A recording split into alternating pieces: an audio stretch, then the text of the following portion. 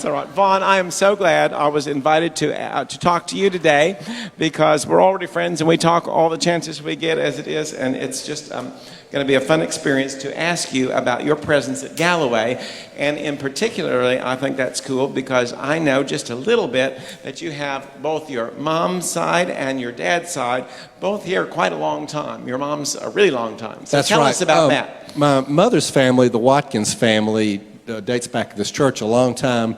My great-great-grandfather was a minister here, William Hamilton Watkins, and then his son, Alexander Watkins, was a minister here as well, as he was also a minister, a president of Millsaps College. So we go back quite a ways. Nora Francis and I met here at Galloway. Our children grew up here. They were all baptized here. Two of our children were married here, and in a few weeks, our 11th grandchild is going to be baptized here. So cool. So it goes back, but I think more interesting than that history, I think, is the present of this church. So as we're talking about presence, that brings to mind the word present. And that's what's exciting about this church today. For the oldest Christian congregation in Jackson to still be here on this spot and ministering to the needs of this city in such a vibrant way. Right. All of the new programs that are being developed here at this church are exciting. We've got so many young families that are joining the church, young kids who are being baptized. When we have the children's sermon, we see so many more kids than we used to. So I think as we think about presence, I think the present of this church is strong and vibrant. That's right. And that's exciting. That is. History is wonderful, but it's especially wonderful if it's still going strong. How has your presence here shaped your faith? Well, all of us have to develop a worldview. How we view the world, how we view our place in the world. And I think that if we look at television news or we look at the advice of our friends, that falls short of what we really need to be concentrating on.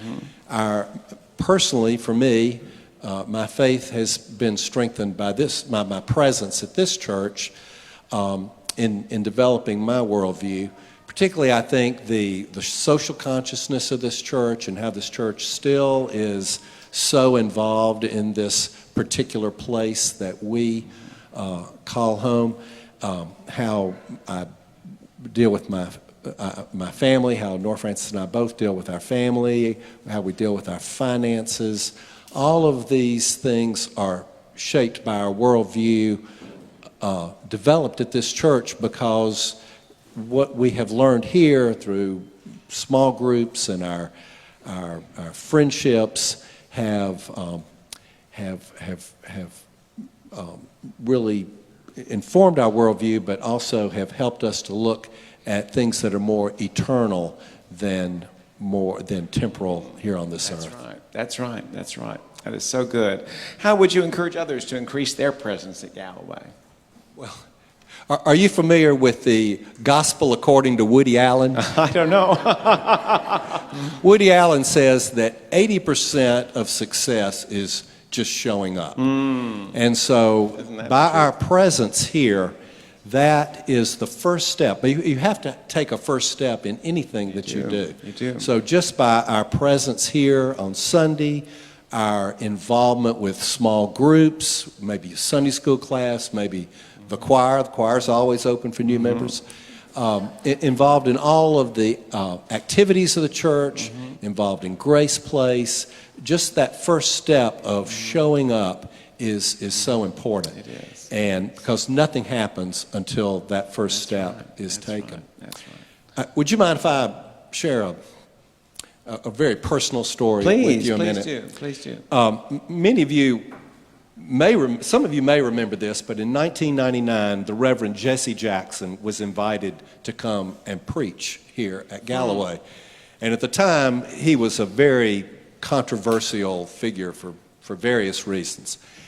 And my parents had a friend who owned a furniture factory here, And several months before Jesse Jackson came here to preach, he had been in Jackson doing some labor organizing and had said some disparaging things about my parents' friend.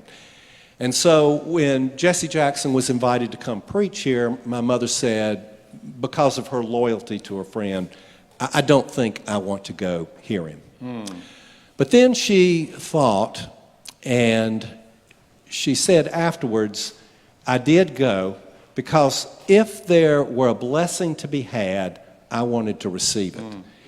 And she said, I did go, and I did receive a blessing. Wow. Wow. And that is just such an important lesson for all of us. We don't know what we're going to receive by our personal presence here.